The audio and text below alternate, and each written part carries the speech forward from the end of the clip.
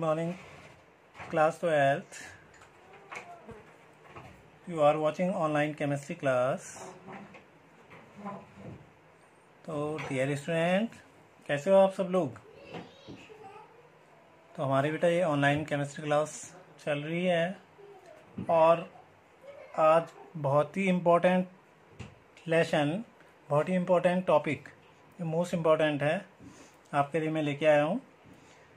समाकलित वेग समीकरण किसकी? Integrated rate law, zero order reaction, zero order reaction के लिए इंटीग्रेटेड रेट लॉ।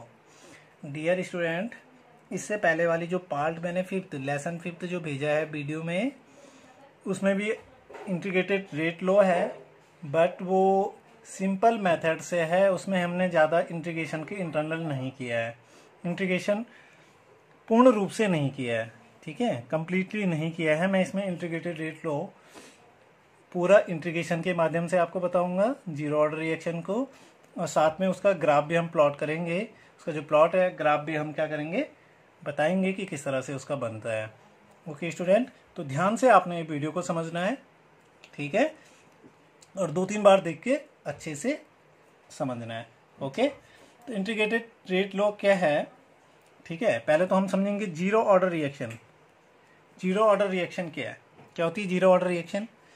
ऐसी रिएक्शन जिसका ऑर्डर क्या हो, जीरो हो। जिसका ऑर्डर क्या होता है, जीरो, जिसका ऑर्डर जीरो होगा, समझ रहे हो ना, जिसकी कोटि क्या होती है, जीरो होती है, वो क्या कहलाती है, जीरो ऑर्डर रिएक्शन कहलाती है। यदि ऑर्डर को हम क्या लिखें, एन लिख देते हैं, ऑर्डर एन होता है तो एन इक्वल टू क्या हो, zero, N equal to zero. It means मान लो कि ये एक रिएक्टेंट, ये एक रिएक्शन है, इसके लिए ऑर्डर कैसे लिखेंगे, इस ए का जो ऑर्डर है मान लो एन है, और एन इज इक्वल टू क्या है, यहाँ पे जीरो है, N equal to zero. It means ये कौन सी इक्वेशन होगी, जीरो ऑर्डर रिएक्शन होगी। ये जीरो ऑर्डर रिएक्शन है, क्लियर हो गया, ये जीरो ऑर्डर रिएक्शन होगी। तो ये तो हम जीरो ऑर्डर रिएक्शन समझ गए। अब माना सपोज मैं एक रिएक्शन लिखता हूँ यहाँ पे, जीरो ऑर्डर रिएक्शन, जिसके लिए हमने क्या कैलकुलेट करना है बेटा, जिसके लिए हमने कैलकुलेशन करना है इंटीग्रेशन रेट लॉ, एक समीकरण बनानी, एक इक्वेशन बनाना है, ठीक है। तो अब लेट्स स्टार्ट। ओके, माना एक zero order reaction, suppose that मान लेते हैं, माना एक जीरो ऑर्डर रिएक्शन क्या है, ए गिव्स क्या है, प्रोडक्ट, ए गिव्स प्रोडक्ट, ये मान लेते हैं, ए गिव्स प्रोडक्ट, ठीक है। अब इस इक्वेशन के लिए, ठीक है, इस इक्वेशन के लिए हम लिख लेते हैं, तो इस इक्वेशन के लिए माना हम क्या करेंगे, इंटीग्रेशन रेट लॉ लगाएंगे। तो सपोज दैट से इक्वेशन ए गिव्स प्रोडक्ट है, तो पहले इसके लिए थ्योरेटिकल मैं समझा देता हूँ। माना टी इक्वल टू, जब जीरो टाइम था, टेकन टाइम, माना जब टी इक्वल टू क्या था बेटा, जीरो समय में जो रिएक्टेंट ए है, ठीक है, इसका इनिशियल कॉन्सेंट्रेशन, रिएक्टेंट ए का प्रारंभिक सांद्रण क्या है, कुछ भी मान लो, रिएक्टेंट है, कॉन्सेंट्रेशन है, तो कॉन्सेंट्रेशन सी नॉट मैंने मान लिया, या सपोज दैट मान लो ए नॉट, ये ए नॉट, कुछ भी आप मान सकते हो, nothing else. It's a simple यानी एक वेरिएबल है, कुछ भी आप लिख सकते हो वहाँ पे, वेरी सिंपल है, ठीक है। तो ये मान लेते हैं, तथा टी इज इक्वल टू यानी टी टेकन टाइम, कुछ लिया कुछ समय बाद, और इस रिएक्टेंट ए का जो फाइनल इनिशियल कॉन्सेंट्रेशन है, वो मान ला क्या हो गया, टेकन टाइम लिया, तो सी टी आप लिख सकते हो, या ए लिख दिया मैंने, सी टी या ए हो, क्लियर, ये आप मान सकते हो। तो इक्वेशन को मैं ये लिख देता हूँ बेटा, ए गिव्स, माना क्या है बेटा, प्रोडक्ट है, ठीक है। तो टी इज इक्वल टू यानी जीरो समय पे, इट मीन जब रिएक्शन शुरू ही नहीं हुई थी, तब इसका इनिशियल कॉन्सेंट्रेशन क्या था, सी नॉट, तब इस प्रोडक्ट का कॉन्सेंट्रेशन क्या रहा होगा, जीरो, बिकॉज ये रिएक्शन ही कंप्लीट नहीं हुई थी, बनी ही नहीं थी। मान लो T is equal to T, कोई टेकन टाइम, ठीक है, यानी कुछ टेकन टाइम लिया, तो जब टाइम लेगा तो रिएक्टेंट की जो कॉन्सेंट्रेशन है ये वाली बेटा, ठीक है, किसी टाइम के बाद क्या हो जाएगी, ऑब्वियसली क्या होगी, घटेगी। ठीक है, क्योंकि हम रेट ऑफ रिएक्शन किसे कहते हैं कि किसी भी रिएक्टेंट के कॉन्सेंट्रेशन जो होगा, चेंज ऑफ कॉन्सेंट्रेशन, ठीक है, विद रिस्पेक्ट टाइम। ठीक है, मतलब किसी टाइम के साथ किसी अभिकारक का साधारण परिवर्तन अभिक्रिया का वही कहलाता है। तो ये घट जाता है, T is equal to taken time पे घट गया, तो घट करके मान लो सी टी हो गया। जैसे यहाँ पे ए नॉट हम लिख सकते थे, कुछ भी आप लिखो, ए नॉट लिखो, सी नॉट लिखो, ठीक है, बताया आपको, नथिंग एल्स, कुछ नहीं है। यहाँ सी टी हो गया, तब इसका कुछ भी मान लो, आप मान लो B T, it's a number, it's a digit बस ओनली। क्लियर है ना, आप कुछ भी यहाँ पे ले सकते हो। तो ये मान लो ये कोई रिएक्शन हमने कर दी, ए गिव्स प्रोडक्ट था, टेकन टाइम 0 था, 0 पे इसका कॉन्सेंट्रेशन मान लो सी नॉट है, तब रिएक्शन स्टार्ट नहीं हुई थी इसलिए इसका 0 है। कुछ टाइम लगा तब इसका कॉन्सेंट्रेशन घटेगा। घटेगा क्यों घटेगा, क्योंकि रिएक्टेंट का कॉन्सेंट्रेशन हमेशा क्या होता है, घटता है, इसलिए माइनस का साइन भी हम लगाते हैं। तो प्रोडक्ट का कॉन्सेंट्रेशन क्या हो गया, मान लो बीटी हो गया। अब आगे पोर्शन में क्या करेंगे हम, तो रेट ऑफ रिएक्शन को बेटा दो रूपों में हम लिखते हैं। ठीक है, बहुत सिंपल है, रेट ऑफ रिएक्शन को हम क्या लिखते हैं, दो रूपों में हम लिख देते हैं, दो रूपों में लिखते हैं। ठीक है, दो रूपों में लिखते हैं। एक तो डिफरेंशिएशन रेट लॉ, वो कैसे लिखेंगे, एक पहले लिखेंगे हम बेटा किसमें, डिफरेंशियल रेट लॉ। ठीक है, डिफरेंशियल रेट लॉ क्या होता है बेटा, साधारण परिवर्तन की समय दर जो होती है। ठीक है, तो पहले इसमें लिखते हैं साधारण परिवर्तन की समय दर। तो रेट लॉ इसके लिए कैसे लिखेंगे, ठीक। अब ये डिफरेंशिएशन रेट लॉ क्या होता है भाई, क्या होता है रेट लॉ, कि with change is concentration respect to time, यानी रिएक्टेंट का कॉन्सेंट्रेशन समय के साथ क्या होना, चेंज होना, with change is concentration respect with time are called differential rate law. ये डिफरेंशियल रेट लॉ कहलाता है। ठीक है, साधारण परिवर्तन कहलाता है। आई होप आप आवाज थोड़ा बेटा वैसे देख रहे होंगे, तो आई होप, क्योंकि बिकॉज बेटा आई सोर माउथ, थोड़ा माउथ में भी कुछ, तो बेटा डिफरेंशियल रेट लॉ क्या होगा, क्या होगा कि with change is concentration respect to time. ठीक है, विद चेंज इज कॉन्सेंट्रेशन किसका, रिएक्टेंट का कॉन्सेंट्रेशन समय के साथ क्या होना, चेंज होना, क्या कहलाता है, डिफरेंशियल रेट लॉ कहलाता है। साधारण परिवर्तन नियम कहलाएगा। तो साधारण परिवर्तन ही समय के साथ क्या कहलाता है, डिफरेंशियल रेट लॉ कहलाता है। ठीक है, अब ये किसके लिए लिखा जाता है बेटा, रिएक्टेंट के रिस्पेक्ट में रेट लॉ, रिएक्टेंट के रिस्पेक्ट में ये डिफरेंशियल रेट लॉ लिखा जाता है। ठीक है, यह कॉन्सेंट्रेशन चेंज के रिस्पेक्ट में भी लिखा जाता है। कॉन्सेंट्रेशन जब चेंज होगा तो उसके रिस्पेक्ट में लिखा जाता है। अब कैसे लिखते हैं, मान लो रेट, अब रेट इसको कुछ मान लो, कैपिटल आर मान लिया, मान लो आर। ठीक है, रिएक्टेंट आर है, इज इक्वल टू, ठीक है, अब क्या लिखेंगे, किस रिस्पेक्ट में हो रहा है, ए के रिस्पेक्ट में क्या लिखा था हमने उसके लिए, कॉन्सेंट्रेशन सी, तो D C by D T. अरे बोला था ना इसके रिस्पेक्ट में ए नॉट में लिखूंगा, ए लिख दूंगा, ये ए टी लिख दूंगा, तो D C upon D T.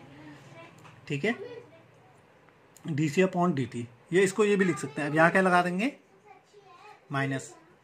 ठीक है, माइनस, माइनस क्या दिखा रहा है, क्योंकि इसका कॉन्सेंट्रेशन हमेशा क्या हो रहा है, किसी टेकन टाइम पे क्या हो जाता है बेटा, घट जाता है, तो ये हमेशा क्या लगाएगा यहाँ पे, माइनस। ठीक है, माइनस का साइन दिखाएगा, यानी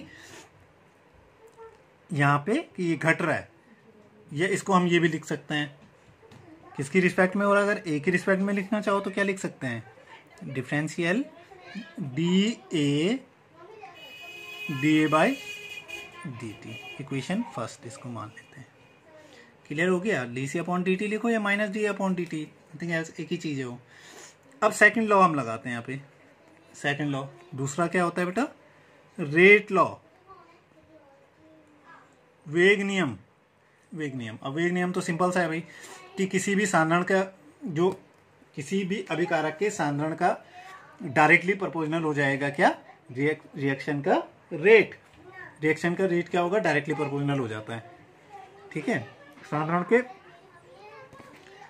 के क्या होता है, समानुपाती होता है। ठीक है, और ये किसके रिस्पेक्ट में लिखा जाता है, ये बेटा ऑर्डर के रिस्पेक्ट में लिखा जाता है। किसके, ऑर्डर के रिस्पेक्ट में, ये किसके, कॉन्सेंट्रेशन चेंज के।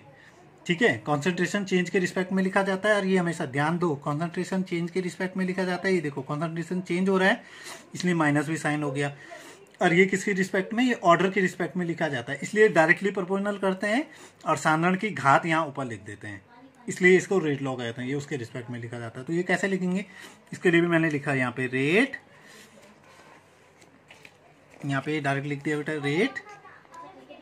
ठीक है, रेट को बेटा आर लिखो, ये कैपिटल आर जो भी लिखना है, इज डायरेक्टली प्रोपोर्शनल।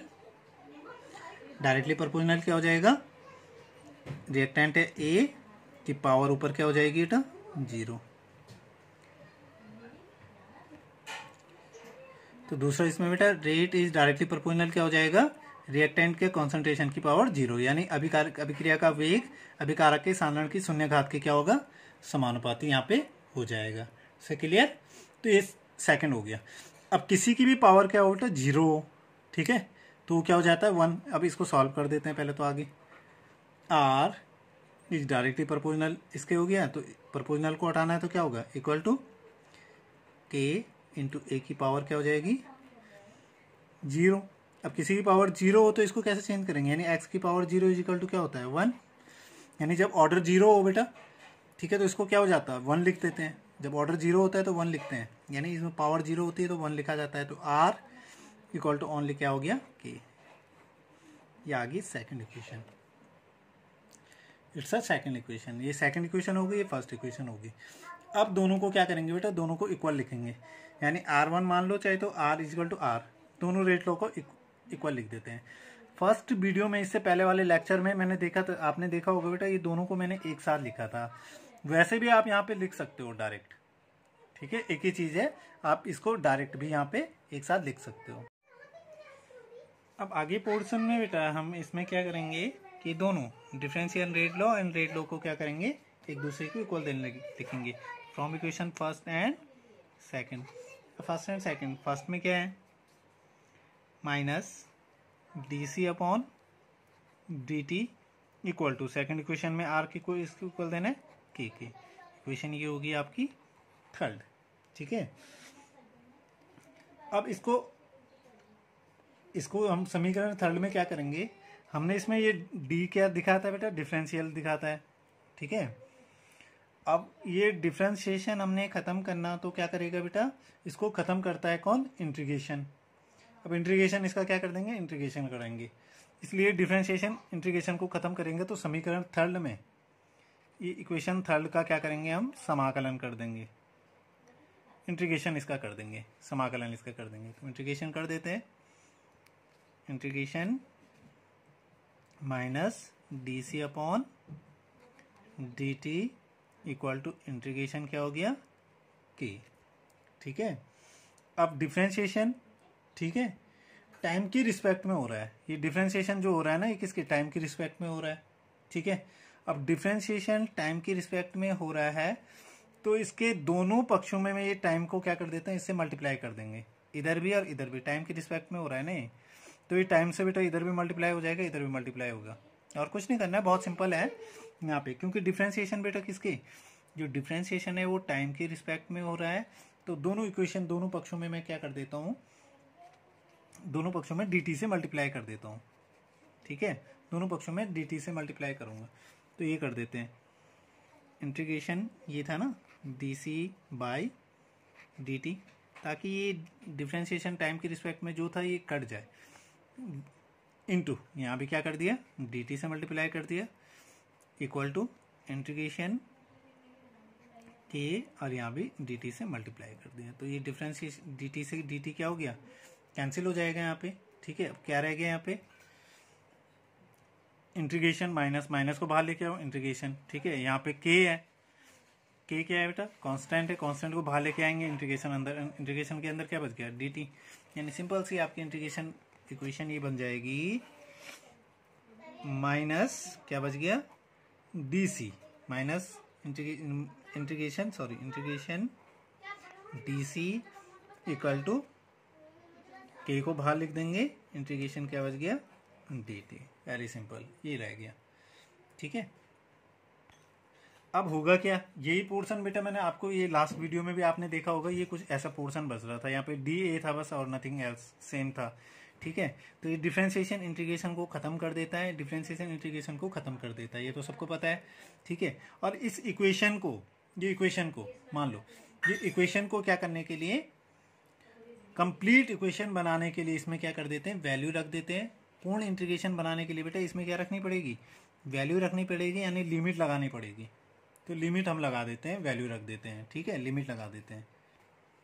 अब इससे पहले पोर्शन लिमिट लगाऊं बेटा, इक्वेशन देखो थर्ड ये है, ये इक्वेशन मान लो ये यहाँ पे फोर्थ बन गई। अब इक्वेशन फिफ्थ की तरफ हम ड्राइव करेंगे, कैसे करेंगे, इसमें क्या लगाएंगे, लिमिट लगा देते हैं।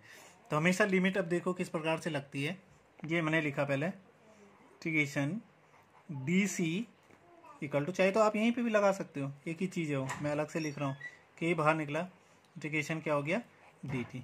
ये टाइम की रिस्पेक्ट में और ये कॉन्सेंट्रेशन की रिस्पेक्ट में। तो कॉन्सेंट्रेशन देखो नीचे बेटा लोअर लिमिट, ऊपर क्या लगती है, अपर limit, lower limit upper limit. Concentration change कहाँ से हुआ, इक्वेशन पे देखते हैं हम।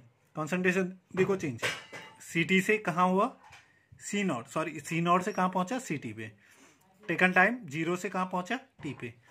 तो ये लोअर है, अपर है, यानी सी नॉट से सी टी पे पहुंचा और जीरो से टी पे पहुंचा। तो लगा देते हैं बेटा। देखो मैथ्स वाले वैसे इजीली समझ लेते हैं, क्योंकि थोड़ा बहुत उनके पास इंटीग्रेशन पोर्शन है मैथ्स में भी, जिन्होंने पढ़ा हो। और नहीं तो हमने बेटा इंटीग्रेशन के अंदर नहीं जाना है, यहाँ पे पोर्शन बहुत सिंपल है। बस लोअर लिमिट किस तरह से लगती है, इंटीग्रेशन जहाँ करना हो, कुछ फॉर्मूले अप्लाई नहीं करने, जो फॉर्मूले लग रहे हैं वो यहीं पे आपको समझ में आ जाएगा।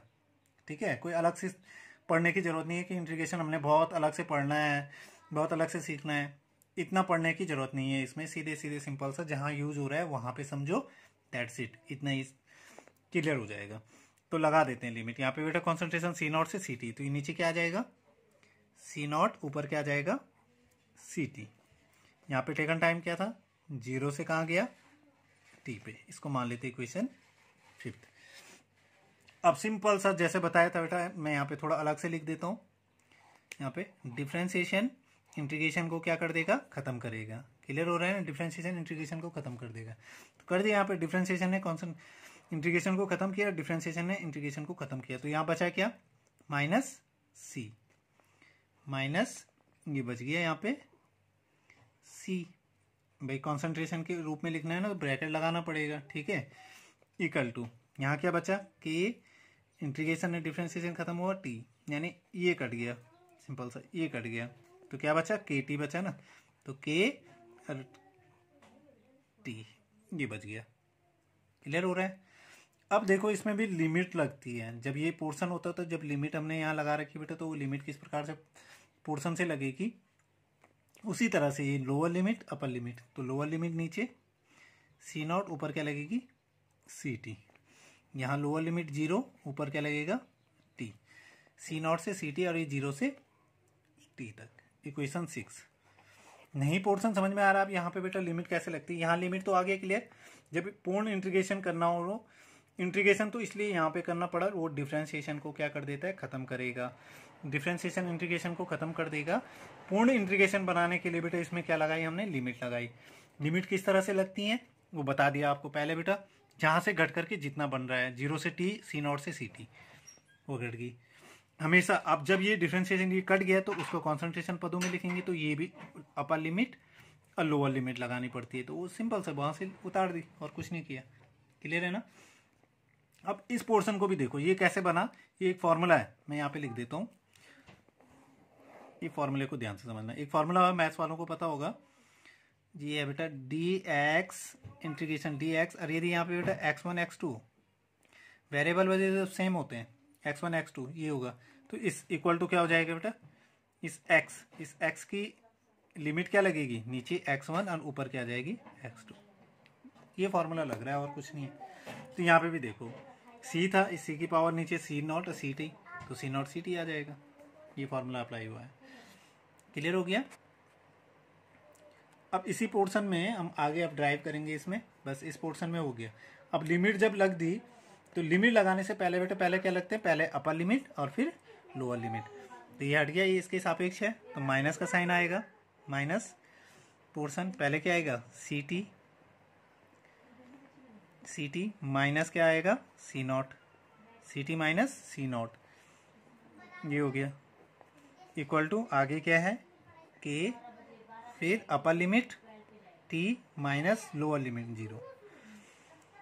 ये देखो ये सी पोर्शन पे था, इसकी अपर लिमिट है C T minus C not, K बाहर आया, टी की अपर लिमिट क्या है टी माइनस लोअर लिमिट 0।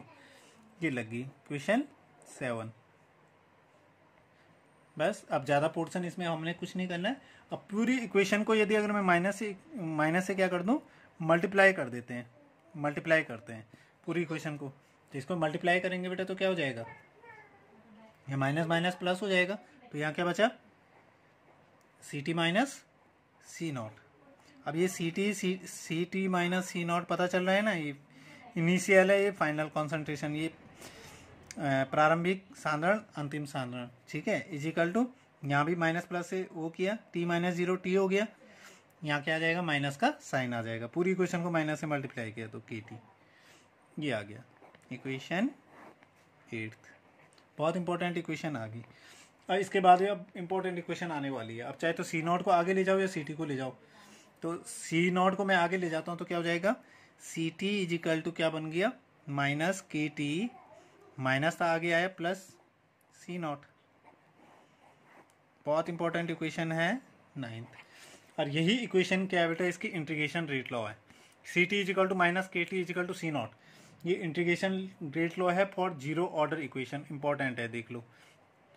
ये जीरो ऑर्डर इक्वेशन बेटा अभी बोर्ड एग्जाम में भी आपकी बहुत बार आती है ना, तो ये इंटीग्रेशन रेट लॉ इसके लिए बन गया, ठीक है।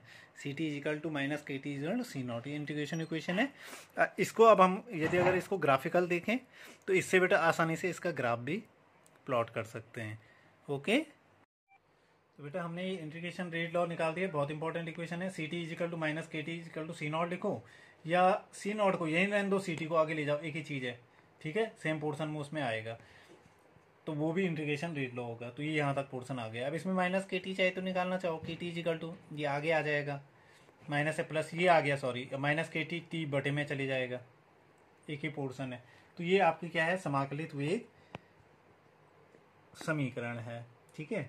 अब इसके लिए हम प्लॉट कैसे बनाते हैं वो थोड़ा यहाँ पे ध्यान से हम देखेंगे, ठीक है। इंटीग्रेशन रेट लॉ क्या था, इंटीग्रेशन रेट लॉ ये क्या था भाई, C T is equal to minus K T plus C not, ये था ना क्वेश्चन ये फर्स्ट। यदि अगर पूछता है ग्राफिकली इसका निरूपण करना है, ठीक है, इसके लिए प्लॉट अपलोड करना है, किस तरह से हम बनाएंगे, तो ये एक इक्वेशन आ गई, ठीक है। अब इसके क्या करेंगे हम, किससे, लाइन इक्वेशन, सबको पता है एक लाइन इक्वेशन होती है, बहुत ईजी है बेटा, पोर्शन ग्राफ भी बनाना बहुत ईजी है, ये लाइन इक्वेशन, इसलिए हम इस रूप में इसको लेके आए, तो ये लाइन इक्वेशन बन गई। कैसे बनी देख लो, लगा लो इस पे। लाइन इक्वेशन क्या होती है, y is equal to M X plus C, clear है ना, y is equal to M X plus C, ये लाइन इक्वेशन होती है, ये लाइन की समीकरण है। यानी y एक्सेस पे क्या है, अब y एक्सेस पे क्या लिखेंगे, मैं यहाँ पे अलग से लिख देता हूँ, y एक्सेस पे क्या लिखेंगे हम, C T final concentration, m पे क्या लिखेंगे, ये x एक्सेस पे पहले देख लेते हैं, x एक्सेस पे क्या है बेटा, टाइम है t, ठीक है। m क्या है इसके लिए, ये m, ठीक है। इसका जो स्लॉप है उस रेखा का, उस लाइन इक्वेशन, उस लाइन का जो स्लॉप होगा, ढाल जिसको कहते हैं, ठीक है, स्लॉप m क्या है बेटा, माइनस के, अरे है ना माइनस के, देखो इसके ऊपर x के ऊपर t है, y के ऊपर सी टी है। इसके लिए बेटा अंतःखंड क्या है, ठीक है, कहाँ पे, जहाँ पे वो काटेगा, किस पूरक को काटेगा, ठीक है, अंतःखंड जिस पर वो काटेगा वो क्या है, सी इजिकल टू क्या है, सी नॉट, ये हम उसके लिए रख देंगे। इंटरसेक्ट ये है उसका, इंटरसेक्ट यानी इंटरसेक्ट वो पोर्शन होता है बेटा जहाँ पे वो रेखा काटती है, जिस पोर्शन को प्लॉट करेगी, जहाँ पे वो काटेगी, वो उसके लिए ये पोर्शन हो जाएगा। तो देखो इसके लिए ग्राफ कैसे अपलोड करेंगे, ये पोर्शन हम बना देते हैं, देखो एक एक्स एक्सेस वाई एक्सेस, नहीं ग्राफ भी आपने प्लॉट करना है, ठीक है। ये मान लो अपना ये क्या है, सी टी, ये आपका वाई एक्सेस हो गया, और ये एक्स एक्सेस, मान लो ये एक्स एक्सेस है, वाई एक्सेस एक्स एक्सेस, इस पे y पे क्या लिखना है हमने, सी टी, x पे क्या लिखना है हमने, टेकन टाइम t, ये टाइम लिखना है, ये पोर्शन है। अब मान लो ये वो पर्टिकुलर, ये टाइम इधर की ओर बढ़ रहा है ना, कॉन्सेंट्रेशन इधर बढ़ेगा, जब टाइम इधर इधर बढ़ेगा तो कॉन्सेंट्रेशन ऊपर की ओर बढ़ेगा। तो ये पर्टिकुलर बिंदु है जहाँ पे जीरो था टाइम, टेकन टाइम जीरो, ठीक है। तब उसका फाइन इनिशियल कॉन्सेंट्रेशन क्या रहा होगा, मान लो कोई भी बिंदु यहाँ पे क्या था, सी नॉट, अरे था ना, जो पर्टिकुलर टाइम है जहाँ पे उसका कॉन्सेंट्रेशन क्या था, जीरो था, जीरो था ना, जीरो था, यानी यहाँ पे उसका कॉन्सेंट्रेशन ये था सी नॉट। तो ये मान लो एक पॉइंट हमने कोई भी ले लिया, ये सी नॉट था। अब क्या बढ़ा, टेकन टाइम बढ़ा, तो ये क्या होगा, घटेगा, घटेगा ना, तो घटेगा यानी किस और बढ़ेगा बेटी, टाइम की ओर, ये घटेगा।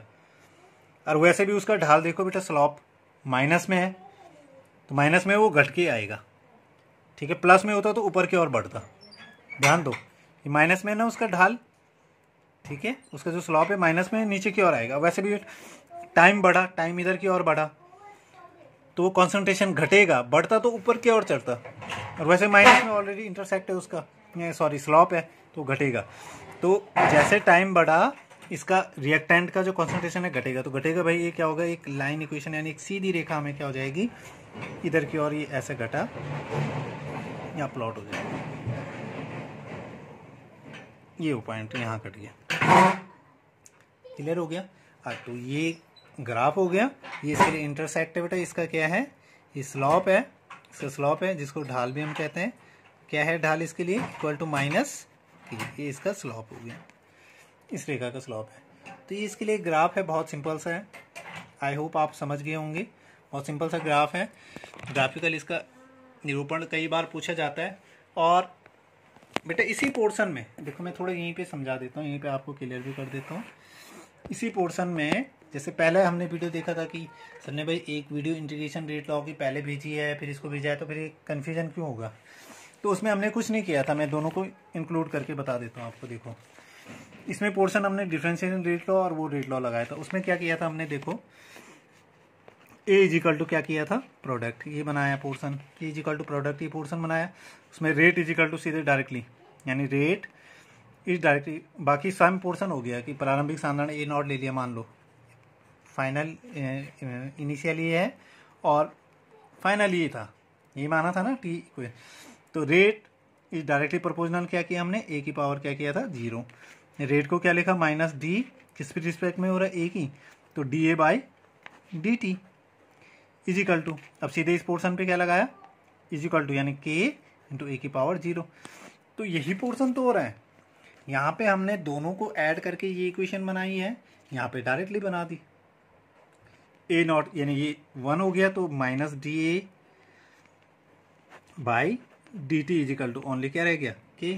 अब इसको क्या करेंगे हम, वहाँ पे हम कह रहे थे इसको निम्न प्रकार लिखने पर, इसको फॉलोइंग डी टी को ऊपर ले जाएंगे, यहाँ पे हमने डी टी से क्या किया था, मल्टीप्लाई किया था, बिकॉज ये डी टी की टाइम की रिस्पेक्ट में हो रहा है, और टाइम की रिस्पेक्ट में जब होगा तो टाइम को हटाने के लिए बेटा दोनों पक्षों में, दोनों left and right hand side में डी टी से मल्टीप्लाई किया तो ये कट जाएगा, जिसके रिस्पेक्ट में हो रहा है उससे मल्टीप्लाई कर दो। तो यहाँ पे पोर्शन को कैसे लिख देंगे हम, देखो मैं इसको पूरा करके ये बता देता हूँ आपको, ये इसकी रिस्पेक्ट में किस तरह से होगा, यहाँ पे कि minus D A equal to K D T, question second. अब इसका हमने इंटीग्रेशन कर देंगे, इसका समाकलन करेंगे, समाकलन करेंगे तो क्या होगा, minus integration D A is equal to K integration D T, limit भी लगा दो चाहे तो। इसका इंटीग्रेशन सामने कॉन्सेंट्रेशन क्या था, ए नॉट से कहाँ आया, ए पे, टेकन टाइम क्या था, 0 से टी तक, तो लगा लेते हैं इस पे, यहाँ पे क्या था, ए नॉट से ए, यहाँ से 0 से टी, ये मिल लगा देंगे, इंटीग्रेशन डिफ्रेंशिएशन खत्म, इंटीग्रेशन डिफ्रेंशिएशन खत्म हो गया, क्या बचा यहाँ पे, माइनस ए, चाहे तो लिमिट यहाँ लिख दो, ए नॉट और ऊपर क्या है A, upper limit lower limit equal to, यहाँ क्या बचा के, यहाँ क्या है टी, वहाँ पे मैंने लिमिट लगा के विदाउट लिमिट बताया था, यहाँ पे लिमिट लगा के बता रहा हूँ, एक ही चीज़ है, आप वो भी कर सकते हो, कन्फ्यूजन नहीं होना है। टी यहाँ 0 और यहाँ टी। अब वही पहले अपर लिमिट लिखते हैं फिर लोअर लिमिट। माइनस का साइन है ऑलरेडी आ रहा है तो माइनस ही आएगा, तो क्या जाएगा पहले अपर लिमिट यानी A minus A naught, A minus A naught चाहे तो ब्रैकेट पूरे पे लगाओ या इस पे लगा दो, माइनस का साइन ये आ गया, ठीक है, इक्वल टू ये पूरे पे लगा दो माइनस का साइन, एक बार ही आ जाएगा, ठीक है, इक्वल टू के, और आगे क्या है पहले अपर लिमिट, पहले upper limit minus lower limit, ये आ जाएगा टी माइनस जीरो टी हो गया। इस पोर्शन को हम यही रहने देंगे, इसको क्या लिखेंगे ए माइनस ए नॉट और आगे क्या रह गया के टी, तो यही पोर्शन तो बन गया। अब पूरी इक्वेशन को चाहे तो क्या कर देंगे, अब देखो इन दोनों को कंपेरिजन करो, A is equal to A naught minus K T और यहाँ क्या है C T minus C naught is equal to K T, ये C T is equal to minus C T is equal to K T. क्यों, अब ये इसलिए हुआ क्योंकि हमने यहाँ पे मल्टीप्लाई किया था पूरी इक्वेशन को, नहीं मल्टीप्लाई करेंगे तो वही इस इक्वेशन को पूरे मल्टीप्लाई कर दो, यहाँ माइनस हो जाएगा, माइनस माइनस प्लस हो जाएगा, हुआ ना क्लियर। तो इसमें फिर यही इक्वेशन सी टी की जगह क्या आएगा, ओनली सी टी की जगह क्या आएगा ए नॉट ए और यहाँ पे ए नॉट, बस इतना ही अंतर है। तो इसलिए आई होप आप दोनों पोर्शन से ही समझ के होंगे, ये पोर्शन इस तरह से भी आप कर सकते हो इस पोर्शन को। तो बेटा आप if any doubts and queries so please write in comments box और please like share and subscribe video also. Okay, thank you student.